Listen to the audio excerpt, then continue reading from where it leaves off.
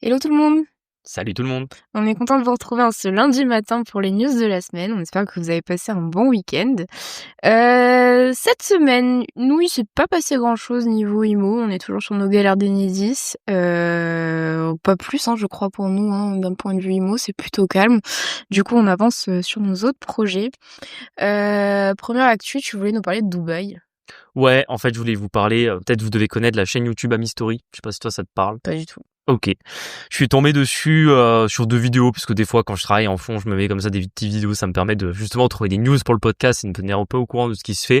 J'étais tombé sur elle parce qu'elle avait fait un peu une vidéo des influenceurs à Dubaï, etc. C'est pas spécialement intéressant. Enfin bon, elle avait un sujet très tranché et très négatif sur Dubaï que je partage pas spécialement. Après, j'avoue que je suis pas un expert du sujet et pour l'instant, on n'y est pas allé. Donc, c'était pas tellement de ça que je voulais parler. C'est surtout qu'elle a fait une deuxième vidéo sur la Gen Z et là, vraiment, la vidéo était pas mal du tout parce que ça reprend exactement ce qu'on explique dans le podcast. C'est vrai? C'est vraiment ça. Elle a dit quoi, principalement?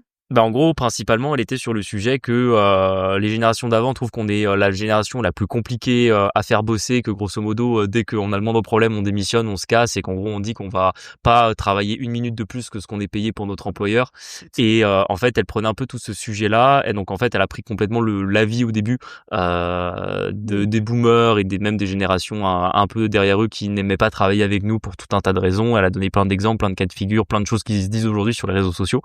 Et après, elle a expliqué un peu quel était le sentiment de la Gen Z, et c'est toujours pareil, c'est qu'en gros, le sentiment un peu de déclassement qu'on a après les études, qu'on nous a dit ouais vas-y bac plus 5, tu verras, tu trouves du travail facilement, tu seras bien payé, alors que des fois, il y a certains diplômes qui permettent pas forcément de trouver un bac plus 5 facilement. Ouais. T'es pas autant payé, enfin t'es surtout pas bien T'es pas payé. payé du tout, ouais. et pas du tout à la hauteur de ce que tu pensais, sans oublier qu'en plus, il y a quand même beaucoup d'inflation ces dernières années, que par exemple, je sais pas, imaginez être payé, je sais pas moi, 2000 € net en sortie d'études, je sais pas moi, en 2015, ça n'a rien à voir avec être payé 2000 € net aujourd'hui, tu vois, en termes Ouais. de lifestyle, de ce que tu peux faire, de coût de ton loyer, de coût de la nourriture, de coût des sorties. Et en fait, elle expliquait que voilà, du coup, comme notre génération se sent totalement déclassée, en réalité, on n'a plus envie de bosser, et c'est pas qu'en fait on n'est pas travailleur, et ça, je suis totalement d'accord avec du coup l'analyse de sa vidéo, mais tout simplement que c'est le fait que on ne soit pas récompensé par notre travail qui fait pourquoi on va travailler, tu vois. En fait, je pense que c'est surtout le modèle qui est un peu. Merci. Désolé, j'ai un chat dans la gorge. Je pense que c'est juste le modèle du salarié actuel qui fonctionne plus, en fait. Les patrons sont tellement imposés, etc. Je pense qu'aussi, par rapport à avant, on n'est plus habitué à payer des salariés très chers. Et effectivement, on est une génération, en fait, tout est contrainte d'une manière générale. Enfin, je veux dire, travailler 35 heures par semaine pour un salaire qui te permet pas de vivre correctement, bah ouais, ça donne pas envie de se buter. Sachant que voilà, je sais pas un peu vous ce que vous avez comme retour d'expérience, mais moi en tout cas, à chaque fois, je me faisais exploiter, tu vois? Après j'étais dans un métier où visiblement c'était la norme de se faire exploiter, les périodes fiscales, les machins. Bah ouais, en fait, c'est une génération qui a pas envie, et d'ailleurs je pense même que on est un peu plus enclin du coup peut-être à l'entrepreneuriat ou juste ne pas avoir de patron, tu vois? Ouais, je suis totalement d'accord là-dessus. Et bon, ça c'est des choses, on en a déjà parlé dans des épisodes, mais pourquoi je me suis intéressé à sa vidéo, que j'ai trouvé ça intéressant, c'est qu'au final, c'est une influenceuse qui fait des vidéos sur YouTube, et en fait, elle avait exactement le même biais, exactement la même analyse que nous. Alors bon, je dis pas que c'est parce qu'on est deux à avoir la même analyse que forcément, c'est-à-dire qu'on a raison, mais entre guillemets, c'est intéressant de voir que c'est en tout cas le ressenti qu'a notre génération, et j'aime bien qu'on en parle toujours parce que le mal-être de notre génération par rapport au monde du travail, par rapport aux revenus, par rapport à ce que tu gagnes, à ce que tu peux faire, etc., il est réel. Alors je pense que les réseaux sociaux ont aussi un mauvais côté, c'est-à-dire que c'est aussi les réseaux sociaux qui te poussent à te dire non mais en fait il y en a, ils font un job facile, ils ont une vie de rêve, moi pourquoi est-ce que je vais me casser le cul dans un job difficile pour rien gagner? C'est vrai que si les réseaux sociaux étaient pas là, je pense que c'est peut-être certains se poseraient moins ce type de questions, ça c'est une analyse qui est possible aussi, mais en tout cas ce sentiment est partagé, et il faut pas avoir peur quand vous le ressentez ou quand vous avez du mal à entre guillemets mettre des mots dessus, de penser à ce genre de contenu, et qui permet de prendre un peu de recul et de se dire qu'en fait vous êtes pas tout seul et qu'on est tous dans le même bateau là-dessus, quoi. Ouais, exactement. OK pour ça, mais je connaissais pas du tout Amy Story. Je crois qu'elle a 700K quand même Ah oui, d'abonnés. punaise. Putain, je suis une boumeuse, je vais pas regarder. Après c'est moi j'aime pas trop son contenu, c'est très c'est du journalisme c'est un peu du semi-journalisme C'est de YouTube. sociétal, non? Un truc comme ça. Ouais, voilà, c'est ça. Et bon, le biais un peu politique est là-dessus. Moi, je partage pas spécialement. Donc, c'est pour ça que je regarde. Enfin, en fait, c'est juste l'algo YouTube me l'a proposé. Je suis là, oh, une vidéo qui va parler de la Gen Z et du travail. Ça m'intéresse. Et surtout que, tu sais que je trouve que, enfin, on critique beaucoup la Gen Z. Je crois que Gen Z, c'est 95-2005 à peu près. Ouais, c'est ça. Je crois qu'ils sont pas prêts pour les suivants. Bah, pour l'instant, les suivants sont un peu jeunes. Ouais, mais ils sont beaucoup plus connectés que nous. Je pense qu'ils ont, enfin, à mon sens, à mon avis, ils en auraient encore moins rien à Ouais, foutre que nous, je tu vois. pense que ça sera un peu entre les deux, c'est-à-dire que je pense que nous, dans notre génération, t'as encore, on va dire que la proportion de ceux qui pensent un peu comme avant, je sais pas, c'est peut-être du 50-50, je sais pas, enfin, je donne des pourcentages au hasard, il y a pas d'études là-dessus, mais voilà, peut-être qu'il y en a encore la moitié de notre génération qui se dit, ok, c'est normal de travailler toute sa vie pour un salaire et moi ça me va, tant que je peux payer Netflix et partir en vacances une fois par an, tu vois. T'as l'autre moitié qui dit, bah non, cette situation elle est pas tenable et il y a un truc qui est pas normal, je vois pas comment les boomers en fait ils ont tout eu et nous on a rien, tu vois. Et je pense que la génération d'après ça sera encore un autre step, tu vois. Au lieu qu'on soit sur du 50-50, je pense qu'on sera sur du 70-30. Ouais. Et d'ailleurs, il y a eu un envoyé spécial cette semaine, J'y ai pensé, Génération Dorée. Oh, ça m'a tellement agacée. Je vous l'avais partagé sur la Fouserie, un extrait, et je me disais, mais en fait, vraiment, en plus, c'est tellement cliché, tu sais, ils sont en fin de repas avec du bon vin et ils ont bien mangé là, Les bons fromages. avec le ventre tendu, ils sont là, oh bah, Les jeunes ils veulent pas bosser. ah bah ouais, hein, la sueur de notre front. Ah putain, là, je me suis dit, mais... Non, mais ils sont complètement déconnectés. Moi, En franchement. fait, c'est juste que je trouve ça triste de... Parce qu'au final, c'est eux, je pense, qui élisent le gouvernement depuis beaucoup trop d'années. D'ailleurs, je pense que chez les jeunes, il n'y a pas beaucoup de votes en vrai, hein, en réalité, à mon avis. Tu vois, il y a qui vote en soi, les retraités, les fonctionnaires. Bon, bah en fait, on est dans un problème sociétal là-dessus où tu te retrouves dans déjà une pyramide des âges qui leur est favorable. Et donc forcément, ils sont plus nombreux ou aussi nombreux que nous quasiment. Et en plus, t'as l'autre souci, c'est qu'ils votent beaucoup plus. Donc en fait, c'est sûr qu'ils sont surreprésentés, tu vois. Donc c'est un peu qui décide de beaucoup de choses. Et puis en plus, moi je vous le dis toujours dans ce podcast, en réalité, d'ici, je sais pas moi, 10-15 ans, il y a un moment donné, il va y avoir un holà sur le système de retraite, c'est sûr et certain. C'est-à-dire qu'en fait, nous, notre génération, on est persuadés qu'on n'aura pas de retraite, c'est la bonne analyse. Faut bien voir que c'est pas en 2050 qu'on n'aura plus de retraite. Je pense que les retraites, ça va s'arrêter bien À avant. mon avis, ça va Là, on est en 2025, donc je pense que d'ici 10-15 ans, il y a pas mal de retraités qui vont commencer à tirer la langue salement parce que soit ils vont se prendre des baisses de leur retraite, soit ils auront plus de revalorisation par rapport à l'inflation. Et vous allez les entendre chouiner, vous allez voir faire des manifs, et franchement, ça sera mérité. Non, je le dis sincèrement, ça sera mérité parce qu'en fait, tu n'as pas pu fabriquer un système comme celui-là, profiter de tout et entre guillemets vouloir la sauvegarde de tes acquis sur le dos des générations d'après, sans qu'à un moment donné t'aies des conséquences qui se paient. C'est normal. C'est-à-dire qu'en fait, ça serait une génération saine. Ils comprendraient que aujourd'hui ils vivent sur le dos des générations d'après et que c'est pas normal. Et surtout quand la situation est pas bonne, je sais pas, en mode, je sais pas, on aurait 4 enfants par femme et on aurait une croissance économique de 5%, tu dis encore bon, allez, on peut se le permettre parce que eux c'est ce qu'ils faisaient à l'époque. C'est-à-dire que eux, ils étaient 4 fois plus nombreux que les générations dont ils devaient payer les retraites, et en plus, il y avait énormément de croissance économique.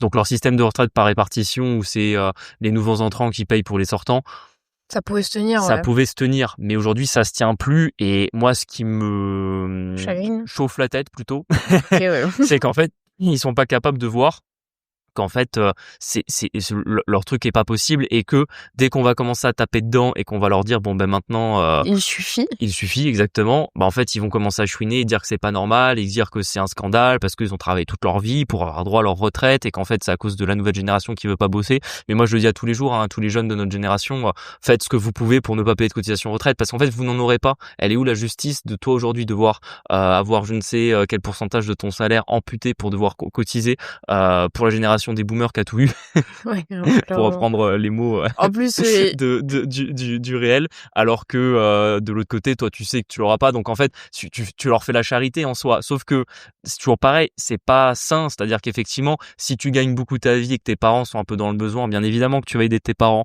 mais c'est pas alors que t'es déjà en train de tirer la langue et que t'as du mal à boucler les fins de mois qu'en plus tu dois filer de la thune à tes parents. Normalement c'est dans l'autre sens que ça fonctionne, c'est tes parents qui sont censés t'en donner. Mais tu sais que ce que eux disaient dans la vidéo, c'est là où je me suis dit mais je sais même pas pourquoi ils parlent de ça. C'est qu'en gros, eux, ce qu'ils trouvent pas juste, donc les boomers disent ça de notre génération, c'est que eux, ils n'avaient pas le droit à autant d'aide sociale. Et je me dis, mais je sais Ah pas bah, dans les retraites sont une aide sociale en ce moment. déjà pour commencer, et je me suis dit, mais je sais pas dans quel monde ils vivent en fait. Enfin, ils pensent que quoi, la classe moyenne a le droit à des aides sociales, c'est faux en fait, c'est au Oui, c'est contraire. ça, notre génération ne touche pas plus d'aide sociale que les générations d'avant, c'est plutôt qu'effectivement quand tu travailles, t'es imposé à un niveau sans précédent. Mais ça rejoint un peu une conversation que j'avais avec un ami la dernière fois. On parlait un peu de la situation économique, et c'est vrai qu'on est dans un pays où t'as finalement que 30%, je pense, de la population à peu près qui taffe. En fait, quand tu retires les retraités, les enfants, les étudiants, les personnes malades ou qui ne travaillent pas, en réalité, tu te retrouves avec 70% qui vit sur le dos de 30% qui travaillent. Et le problème, c'est que naturellement, en fait, comme les 70% qui vivent sur le dos des 30% sont plus nombreux, c'est eux qui décident de ce qui se passe. Et on vit maintenant dans un système où les 30% ne peuvent plus mettre le haut là pour dire, non, il y a un moment donné, ça suffit. Nous, en gros, on tire la langue. Va falloir que, ok, pour aider un peu à subvenir aux besoins des 70 qui travaillent pas, mais les 70 qui travaillent pas, il va falloir que vous revoyez votre niveau de vie à la baisse, tu vois. Surtout dans un pays qui ne fonctionne pas. Donc en fait, ce qui se passe, c'est que les plus productifs et ceux qui ont la possibilité de le faire s'en vont. Ouais, mais après, tu vois, genre, bon là, je sais pas si on sort peut-être un peu du cadre du podcast, mais j'ai l'impression qu'on est vraiment de plus en plus nombreux à attester de la situation, à constater. Mais j'ai l'impression que le français de base est pas du genre à vouloir faire changer les choses, tu vois. Comme si c'était profondément social, en mode, ah bah, ça a toujours été comme ça, il faut payer les retraites, il faut payer les aides sociales, c'est ceux qui travaillent qui entretiennent tout le monde, et c'est comme ça, tu vois. Et j'ai pas l'impression, en fait, qu'il y a une volonté de changer particulière, tu vois. Je sais pas ce que Alors, t'en penses, mais ouais, moi nous, c'est parce qu'en fait, ceux qui veulent changer s'en vont. Tu vois ce que je veux oui, dire? c'est ça. C'est pour ceux qui sont le plus le prêt à. Décidément, on Oui, a la c'est clim en même insupportable, temps, je jure, ça me sèche vraiment. la gorge. Je dis simplement ceux qui sont le plus prêts à faire du changement, en fait, s'en vont parce qu'ils voient bien que rien ne bouge. Mais pour moi, ça va être beaucoup plus malicieux, c'est-à-dire qu'on va se retrouver dans un système où, et on le voit aujourd'hui, c'est que la courbe de la fée et le fait que les jeunes ne veulent pas cotiser pour les vieux, pour moi, c'est des choses qui sont corrélées. Je rappelle ce que c'est la courbe de la fée, c'est une courbe qui vous explique que plus vous augmentez le taux d'imposition, plus moins vous avez de gens qui cotisent parce qu'en fait, les gens trouvent moyen de moins payer d'impôts en fait. Ouais, c'est ça. Et ça ils l'ont vu, c'est-à-dire que l'an dernier ils avaient fait une taxe sur les yachts qui devait rapporter 2,5 milliards, elle a même pas rapporté 1 milliard, tu vois. C'est des trucs où au bout d'un moment où tu mets tellement de taxes, tellement d'impôts que les gens s'organisent pour ne pas payer. Et sur le sujet des retraites, on est exactement là-dedans, c'est que moi, je le voyais encore quand j'étais banquier d'affaires. Grosso modo, la génération des boomers qui approchent de la retraite, ils ont tendance à se verser des grosses rémunérations, que ce soit en TNS, en président de Ouais, mais parce SAS. qu'avant, ça se faisait et que c'était Ouais, pas grave, tu vois? exactement. Et ils payent énormément de cotisations. Ils payent beaucoup de cotisations qui vont justement dans les 70% dont je parlais tout à l'heure, et notamment les retraités, pour tout simplement leur donner leurs prestations.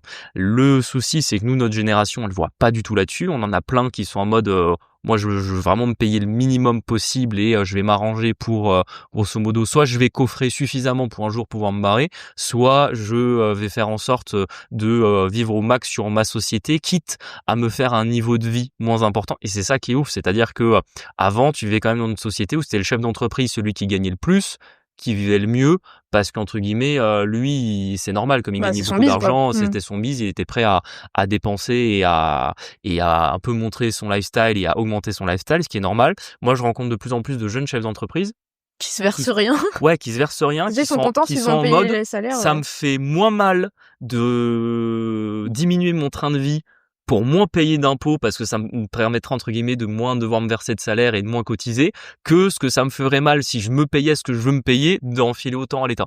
Ouais, c'est fou Et ça, hein. et on est en plein dans la courbe de la fée. C'est-à-dire que je pense que d'année en année, il y a certains impôts, certaines taxes, certaines cotisations sociales qui vont baisser parce que notamment notre génération va faire les choix de moins se payer pour éviter de cotiser. Alors, est-ce qu'ils trouveront d'autres solutions? Il y a toujours, là je voyais, ils ont encore sur la table d'augmenter les taux de TVA. En fait, il y a Ouais, toujours mais en fait moyen d'aller gratter, ouais, mais mais il y aura de plus en plus de ouais, blagues. mais voilà, c'est exactement ce que j'allais dire, c'est que ça favorise l'espèce. Et d'ailleurs, Ouais, tous ceux qui font un peu d'entrepreneuriat ou de l'immobilier, et cetera, ouais, enfin, je pense que tout le monde se rend compte qu'il y a ouais, énormément d'espèces ouais, qui circulent, quoi. Donc En fait, il y a rien qui va vraiment, Ouais. c'est Après, il y a toujours pareil, il y a des histoires.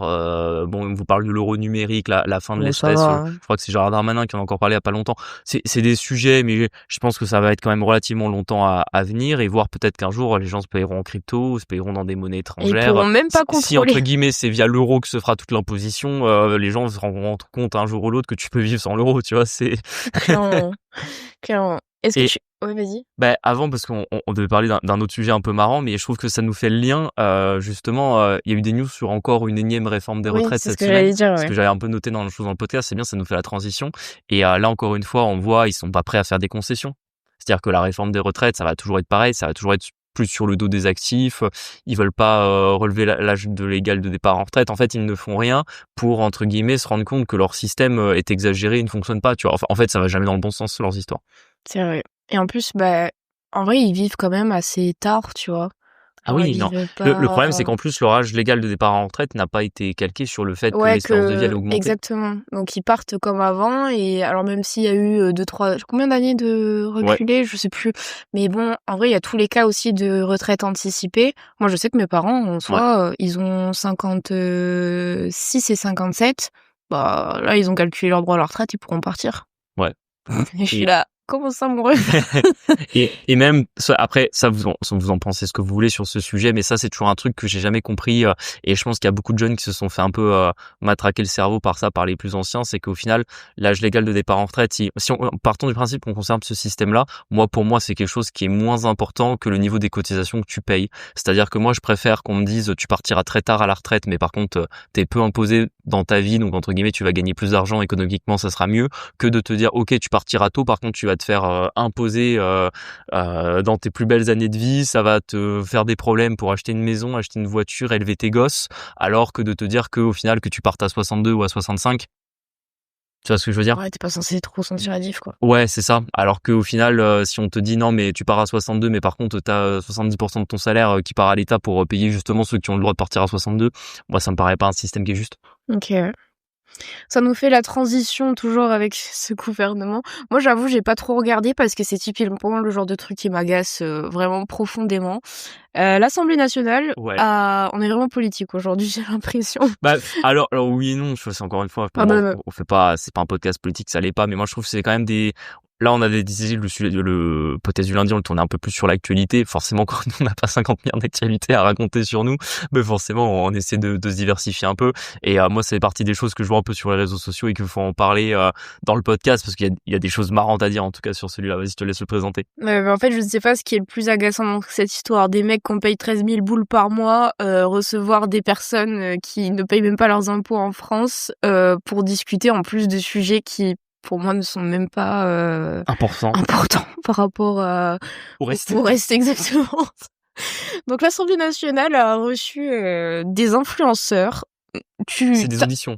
des auditions, C'est pardon. important de le dire parce que les auditions, en fait, ils sont convoqués et en fait, c'est un délit de ne pas aller à une audition de l'Assemblée nationale Ouais, ou du Sénat d'ailleurs. et ils ont reçu vraiment de la pépite Ah, d'influenceurs, ils ont hein, reçu le fond de la cuve des c'est influenceurs et terrible. ça, je trouve ça incroyable. Vraiment, tu vois, ils auraient pu recevoir, en vrai, en gros influenceurs, ils auraient pu recevoir, je sais pas moi, Thibaut InShape, ils auraient pu recevoir Squeezie, ils auraient pu recevoir, Des après c'est des youtubeurs, mais aujourd'hui ils font de l'influence sur les réseaux. Ils auraient pu recevoir, qui a comme gros influenceurs français, putain, je suis sûr il y en a plein, j'ai pas de mais il nom y a qui me vient. Villebrequin, il y a quoi d'autre? Il y Après a ça c'est vraiment un pur youtubeur, mais en gros tu prenais vraiment ceux qui ont des millions d'abonnés sur Instagram. Enjoy Phoenix, de Par ce côté exemple, chez ouais, les filles. c'est Enfin, ça. c'est des gens qui payent leur impôt en Ouais, France quand t'aurais pu même, tu vois? prendre, par exemple, dans un peu plus proche de notre niche, t'aurais pu prendre Yomi Denzel, par exemple, qui a une Ouais. grosse présence en ligne. Enfin voilà, ils auraient pu prendre des gens qui avaient quand même un truc intéressant à dire. Non, ils ont fait venir Nasdaq, ils ont fait venir Alexis Alexis Chance, Chance, oh ils ont putain. fait venir Adé Laurent.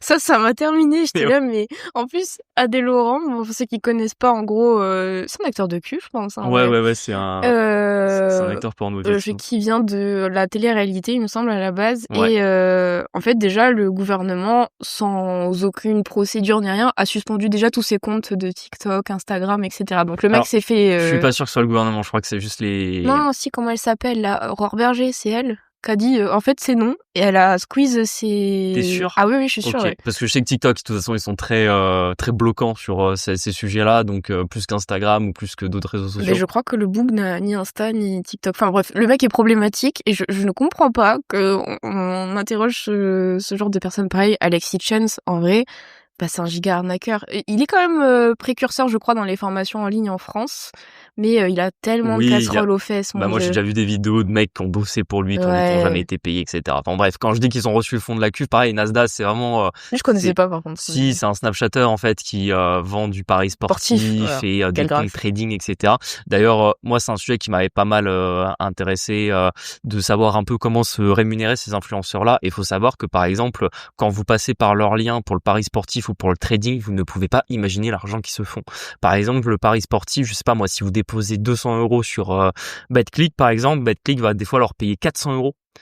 Pareil pour le trading, vous déposez 500 balles pour ouvrir un compte trading, la plateforme de trading va parfois leur donner 1000 ou 1500 balles par utilisateur. C'est-à-dire qu'en gros, les plateformes de trading et les sites de paris sportifs savent tellement que quand en fait vous avez commencé à déposer, vous allez venir redéposer, perdre votre argent, etc.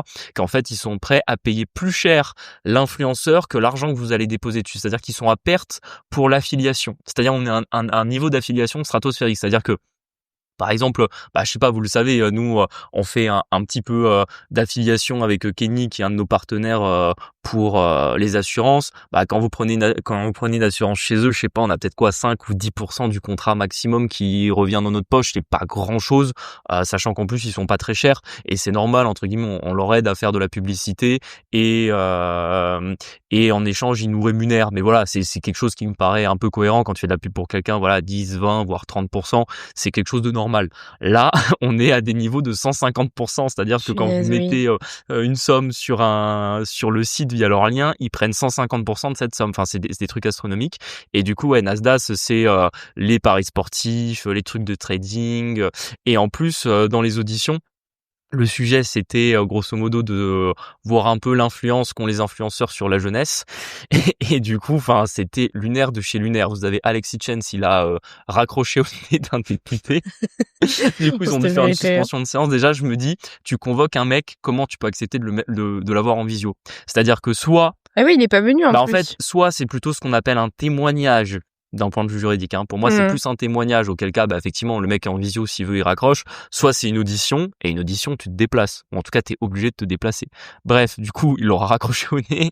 Vous avez Nasdaq, il a carrément dit qu'il y a des gens qui lui avaient dit qu'ils avaient perdu des dizaines de milliers d'euros à cause de lui et qu'il vivait très bien. Très bien sa vie, Il ouais. vivait très bien sa vie. Enfin, vraiment, ça a été lunaire. Et moi, ce que je trouve le plus lunaire dans tout ça, c'est la déconnexion qui se voit dans cette audition entre les mecs de l'Assemblée nationale, tu vois, qui sont des députés grassement payés par nos impôts et qui règlent pas grand-chose comme problème, et les influenceurs de l'autre côté qui, même s'ils font des trucs pas très moraux, sont finalement des businessmen qui sont juste là pour le fric, tu vois. Et qui se sont surtout expatriés, je ne sais où. Ouais, en plus. Et vraiment, je me dis, mais Pour éviter de payer les impôts, enfin, décidés par ces mêmes. Exactement. Et je me dis, mais on Députés, a un putain. niveau de déconnexion entre les deux. Et pour le coup, très sincèrement, même si voilà, c'est des influenceurs que je porte pas dans mon cœur et où je suis assez en désaccord avec ce qu'ils font, ce qu'ils proposent, ben dans le discours, je suis quand même plus proche de ces influenceurs-là parce qu'en fait, eux, malgré tout l'argent qu'ils gagnent et malgré ce qu'ils propagent, en fait, ils sont dans le monde réel, tu vois, dans le monde des affaires, dans le monde qui vit. Et de l'autre côté, t'as des espèces de semi-planqués de notre système républicain. Qui ont déjà grassement bouffé au nom de la République. Déjà beaucoup trop grassement sur notre dos et qui, en fait, ne règlent aucun des gros problèmes actuels. Et je me dis... ok, cette scène était lunaire. Donc forcément, vous avez dû les avoir passés parce que j'ai vu sur Instagram, j'ai vu sur TikTok, j'ai vu sur Twitter. Bref, vous avez dû le voir passer pas mal d'endroits, mais j'avais envie d'en parler parce que aujourd'hui, de plus en plus, on a l'impression qu'on vit dans deux mondes, voire parfois même plus que deux mondes. Et voilà, on partage pas ce qu'ils proposent, on partage pas la manière dont ils gagnent leur argent, la moralité qu'il y a derrière ça, que des députés qui vivent dans un monde qui n'est même pas le monde d'avant, ils vivent dans un monde qui n'existe pas. C'est-à-dire que pour eux, ils sont dans une caste où ils voient pas les problèmes et sont là soi-disant pour régler les solutions. En réalité, c'est juste un business de rente où ils ont, si tu veux, ils sont rentiers sans avoir eu besoin d'investir ou de créer un business. C'est un peu l'idée. Donc voilà, c'était juste pour en parler parce que je trouve ça je trouve ça intéressant et moi honnêtement ça m'a fait sourire. Je sais qu'il y a beaucoup de gens qui m'ont dit ah moi j'ai vu ça m'énerve. Moi ça m'énerve pas. Moi aussi ça m'énerve. Moi ça me fait sourire. Moi vraiment ça me fait rire parce que juste pour voir Alexis Chance répondre au mec et voir le député qui était là en mode c'est bizarre ça a coupé. Ouais, vraiment juste ça me fait rire. On a des questions d'abonnés. Enfin, en tout cas, ça fait longtemps qu'on n'a pas partagé des questions d'abonnés sur le podcast, donc c'était l'occasion. Il y a Sarah qui nous demande quels sont nos critères pour chercher un bien rentable. Et vaste question, Sarah. Ouais, franchement très vaste. En fait, c'est toujours pareil, c'est que tu dois être beaucoup plus précis dans ta recherche. C'est-à-dire qu'en fait, rechercher un bien rentable, c'est un peu pour moi, c'est comme investir dans l'immobilier. C'est trop général. Tu peux faire trop de choses différentes. En fait, le bien rentable, ça va être à toi de choisir ta zone géographique, ta fourchette de prix et ton type d'investissement. Et en fonction de ça, il va falloir trouver le bien rentable dans cette zone. Nous, on a plus ou moins défini ce qui était pour nous un bien rentable, c'est un bien à plus de 10% de rentabilité, mais des biens à 10% de rentabilité, tu as de tout dans toutes les zones de France, si ce n'est aller peut-être Paris ou certaines grandes villes où du 10% c'est quasi impossible, mais grosso modo, si tu veux acheter un immeuble de rapport à 10% de renta, tu trouves ça dans 90% du territoire français. Tu peux trouver des appartements que tu vas pouvoir exploiter en colocation, Airbnb ou mix colocation Airbnb à plus de 10% de renta. Tu vas pouvoir trouver des locaux commerciaux à plus de 10% de renta. Ça va être à toi de définir ta zone de recherche. Moi, ce que je peux quand même te dire sur un autre critère pour trouver un bien rentable, il faut que ce soit un bien qui certes t'apporte de la rentabilité, mais où en termes de prise de risque et de taux d'emmerdement que tu vas avoir, ça soit pas trop important. C'est-à-dire que des fois, nous on a pu le voir des immeubles, on en a visité qui étaient à plus de 12% de rentabilité, mais qui étaient des nids en merde parce que les locataires dedans étaient problématiques. Pour moi, certes c'est un bien rentable, mais c'est un bien sur lequel je n'irai pas. Ok. Et elle nous demande, quand vous avez trouvé un bien et que le compromis est signé, est-ce que vous créez la une SCI juste après ou bien est-elle déjà créée en amont? Alors ça dépend, du coup, nous nos SCI sont déjà créés depuis quelque temps, mais pour le premier, ce que tu peux faire, c'est signer en nom propre et mettre une clause de substitution pour ta SCI. Ce qui est bien, c'est que vu que tu signes en tant que particulier, tu as un droit de rétractation. Tu vas y arriver. Un droit de rétractation, finalement j'y arrivé, que tu n'as pas si tu signes directement avec ta SCI. Donc moi je conseille chaque fois de signer en nom propre quoi qu'il arrive et de mettre la clause de substitution. Oui, en fait tu auras du temps, c'est-à-dire que quand tu vas voir la banque, de toute façon t'as pas forcément besoin que ta SCI soit déjà créée. Le banquier a l'habitude que quand tu signes un compromis, tu le signes en nom propre, que ta SCI soit en cours de création, et tu auras le temps de toute façon pendant lequel la banque est en train d'examiner ton dossier et de voir pour te donner l'accord de financement pour créer la SCI. Ça met environ 4 à 6 semaines, donc voilà, t'as pas besoin de créer ta SCI avant de commencer à rechercher un bien, ça c'est vraiment pas la priorité. Faut qu'elle soit créée par contre pour la signature. Oui voilà, t'auras besoin que t'aies le cabis pour l'édition des offres de prêt et la signature chez le notaire. Et là, attention, nous avons une autre question d'abonné. Je vais changer son prénom parce qu'il m'a demandé. Du coup, Laurent nous explique sa situation et ça m'a un petit peu fait sourire parce que ça revient un petit peu dans l'état d'esprit du podcast qui est de choisir des conseils qui ont plus ou moins votre âge parce que forcément, vous allez comprendre. Du coup, on va dire qu'il s'appelle Laurent. Il m'a dit, en début d'année, nous avons avec mon frère acheté un appartement dans le but de faire de la LCD. Nous ne voulions pas acheter en indivision. On s'est donc dirigé vers la création de société. Pour cela, on a fait appel à un avocat fiscaliste et il nous a conseillé la SARL de famille. Nous voulions une entreprise pour accumuler les lots et faire une activité de LCD et de conciergerie, plus sous-loc prochainement. Bon, je vous recommande pas, mais why not? Je sais que ce sont pas vos activités favorites, mais on réalise déjà ce mode d'exploitation à LMNP, ça marche super bien. Ils sont dans l'Île-de-France.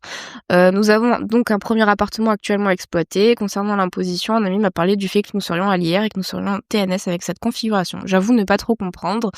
Est-ce que le choix de la SARL familiale était mauvais? Oui, pardon. Alors, moi, la première question que tu posais, c'est quel âge il avait l'avocat fiscaliste?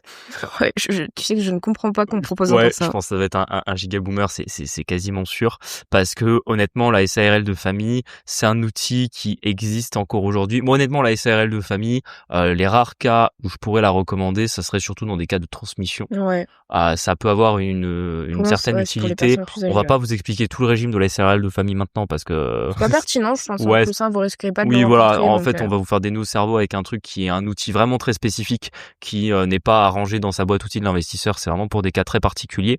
Grosso modo, ce qu'a essayé de faire en sorte l'avocat fiscaliste quand il t'a proposé la SARL de famille, en fait, il a essayé de te faire en sorte que tu puisses investir dans de l'immobilier par le biais d'une société à responsabilité limitée et d'éviter que tu aies la double imposition, d'avoir d'abord ton impôt sur les sociétés à payer, puis de devoir te distribuer du dividende. Et effectivement, dans cette configuration-là, si tu as par exemple une SAS où tu payes 15% d'IS jusqu'à 42 500 de bénéfices et après tu dois encore te distribuer les dividendes et payer 30% de flat tax, certes ça fait un montant.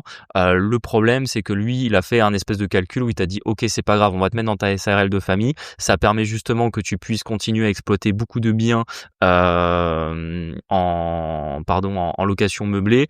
Tu vas rester à l'IR effectivement parce que c'est l'avantage de la SARL de famille, c'est que tu as le droit d'être dans une société à responsabilité limitée à l'impôt sur le revenu. Donc entre guillemets, t'as pas ce phénomène de double imposition. Donc en fonction des autres revenus que tu as par ailleurs, t'es peut-être salarié, t'as peut-être des revenus d'une autre entreprise, ça peut ou pas augmenter ta tranche marginale d'imposition. Donc ça déjà pour moi c'est un premier problème, et c'est surtout qu'effectivement d'un point de vue des cotisations sociales, quand tu es gérant d'une SARL de famille, t'es considéré comme un travailleur non salarié, donc tu vas payer à peu près 40 à 45% de cotisations sociales sur ta rémunération. Donc en fait, ça fait quand même un coût non négligeable sur tes loyers nets. Moi en plus, ce que j'aime moins dans ce que t'as proposé l'avocat fiscaliste, alors peut-être qu'il a pas été au bout du truc, mais c'est pour moi tu mélanges des activités qui sont quand même relativement différentes. C'est-à-dire que pour moi, quand on fait de la location meublée, c'est vraiment une activité pour moi d'investisseur. Faut vraiment que ce soit dans une SCI, éventuellement une SAS, pourquoi pas, ou du LMNP, mais voilà, c'est une activité d'investisseur. Maintenant, apparemment, tu feras également de la conciergerie et de la sous-location. Moi, ça, c'est des activités que je te conseille de vraiment mettre dans une société séparée et de mettre ça dans une SAS, parce que c'est pas bon de mélanger dans la même société des biens où entre guillemets tu vas être propriétaire, donc entre guillemets ta société va avoir beaucoup de patrimoine avec d'autres activités qui probablement peuvent apporter un risque sur le patrimoine de ta société, même si elle a responsabilité limitée. Moi je préfère à ce moment-là, imaginons le jour où je sais pas, on se met dans un monde où on crée une société de conciergerie, moi je préfère avoir une société qui a mes biens et une société où il y a ma conciergerie, comme ça au moins je facturerai en gros ma conciergerie facturera ma SCI plus ou moins ce que ça coûte en termes de gestion, et je préfère faire ça que de tout mélanger dans la même SARL de famille. Je n'aurais pas dit mieux. Donc voilà, j'espère que ça a été un peu simple. Moi honnêtement, à ta place, à la SARL de famille, j'irais pas dedans. Pareil, à SARL de famille, ça peut devenir une vraie usine à gaz en cas de transmission si ça n'a pas été réfléchi, parce que par exemple ton associé, je sais pas, donc c'est ton frère. En plus, tu peux te retrouver du coup, je sais pas s'il a des enfants, tu peux te retrouver associé avec eux dans la SARL de famille, sachant que du coup, tu peux te retrouver avec des gérants qui seront mineurs. Enfin, en vrai, ça peut être une vraie usine à gaz dans ces questions-là. Pour moi, c'est vraiment un outil très spécifique qui ne s'envisage que dans des cas où en général les associés fondateurs sont quand même plus âgés et où les questions de transmission ont été préparées et où la SARL de famille va venir dans cette utilité-là. Franchement, si c'est juste pour faire de l'investissement immobilier, reste à l'IS, que ce soit en SCI ou en SAS, faut pas aller dans ce régime de la SARL de famille. Sauf si, et ça peut-être nous a pas donné toutes les infos, peut-être que t'as pas d'autres activités professionnelles aujourd'hui, auquel cas tu avais peut-être aussi la problématique d'avoir une activité et une protection sociale, auquel cas peut-être que l'avocat fiscaliste te l'a proposé pour cette raison-là, parce que ça te permet d'être gérant et d'être TNS, mais auquel cas mets le minimum de biens dans la SARL de famille et après créer une autre boîte à côté, parce que pour moi c'est pas intéressant d'avoir des grosses rémunérations de gérant. En fait ça rejoint ce qu'on disait, c'est bien, j'adore quand on a des liens comme ça qui sont entre nos sujets, franchement c'est top. Ça revient à ce qu'on disait en début d'épisode, que notre génération elle doit faire en sorte de payer le moins de cotisations retraite possible, et si tu te fais des grosses rémunérations de gérant, tu vas payer des grosses cotisations retraite, donc fais en sorte d'avoir une rémunération de gérance qui soit la plus faible possible. Le problème c'est toujours pareil, c'est que quand tu es à l'IR et que tu es gérant, entre guillemets, tout ce que tu récupères sera considéré comme de la rémunération de gérant, tu peux pas trop tricher sur les dividendes, sauf s'ils représentent 10% de ton capital ou tes capitaux propres par an, donc tu es quand même assez limité. Moi je préfère la SAS à l'IS, c'est quand même vachement plus simple. Sur ces bonnes paroles. Bon, ça a été un peu technique, si je vous ai perdu c'est normal, mais bon, on voulait répondre à une vraie question. En tout cas, ceux qui s'intéressent à la fiscalité auront sans doute suivi un peu mon raisonnement. Donc voilà, peut-être que non, je pense qu'on parlera jamais de la SARL de famille en épisode, c'est trop technique je trouve. Oui, et puis en fait, vous le conseille pas, donc on va Ouais, pas c'est vrai, c'est le vrai, c'est vrai. après, internet est votre ami si jamais ça Sinon, vous un intéresse. jour, on fera un épisode sur les sociétés en commandite par action. Ça, on va perdre tout le monde là. Ouais, c'est Bon, sur ces bonnes paroles, on vous remercie de nous avoir écoutés. N'hésitez pas à nous mettre 5 étoiles sur les plateformes, à vous abonner, à nous suivre sur Instagram, Quitte le Boomer Dream et la Flouserie. Et on se dit à jeudi pour un prochain épisode. Salut, à bientôt. Ciao. Ciao.